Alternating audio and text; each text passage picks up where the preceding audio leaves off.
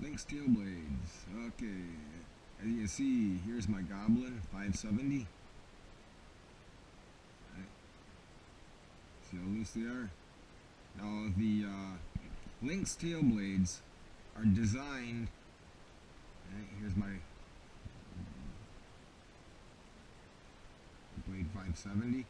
A little bit tighter, but still pretty loose. Lynx tail blades are designed for the largest grip available for that size blade.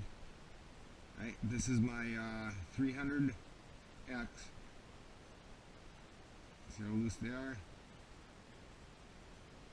This one I never had to do any sand. The 300 never had to do any sanding. The Goblin, no sanding. The 550, I had to sand a little bit. The blades are designed for that size to go in the largest grip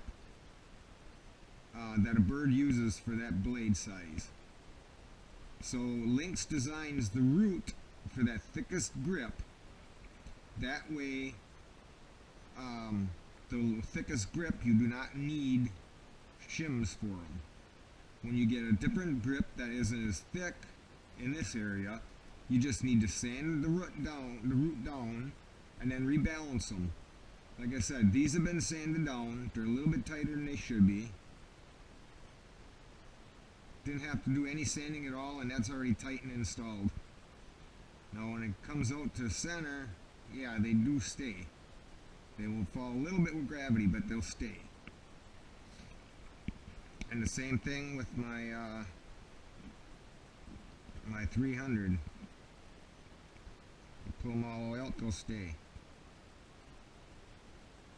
But you can knock them down real easy. Right. My Goey X3. These I did not have to sand the roots either. Now the proper installation is when you get them sanded down and they fit into the grips, depending on the style of grip you have.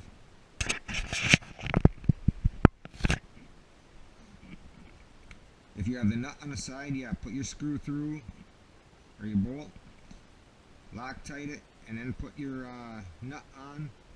For this style, like the Goey has, and the 300, and you know, the Lynx grips, do not Loctite your screw first. Put your blade in, put your screw through to hold it in place, and then on this side you take a toothpick with Loctite on it, and you just coat the threads on the inside grip here. You just coat those threads with Loctite, and then what I do is, like, I'll put my screw in, and when I see it starting to push the Loctite out, then I'll kind of back it off about 2 turns. Not enough to have Loctite hit the blade, but enough to suck that Loctite back into the threads again. And then I'll go ahead and I'll turn it back in, and you know, just snug it up so it has enough tension to make the Loctite activate, but not enough, you know, to grip your blade unless you need to, you know, turn it down to grip your blade. But that's about the tightest you want them, right there, where they hold against gravity, but yet, you know, they're loose enough that you can go ahead and move them with your finger. I hope that helps. I know some people have problems with throwing the tail blades. I was one of them with my first set, and then when I went to this procedure of sanding them down, rebalancing them so that they fit in here real super easy, I haven't thrown the blade yet. I really like them. They work really nice. They're kind of a happy medium between your normal plastics and your carbon fibers, because they're pretty stiff like the carbon fibers, but yet they take a beating like the plastic.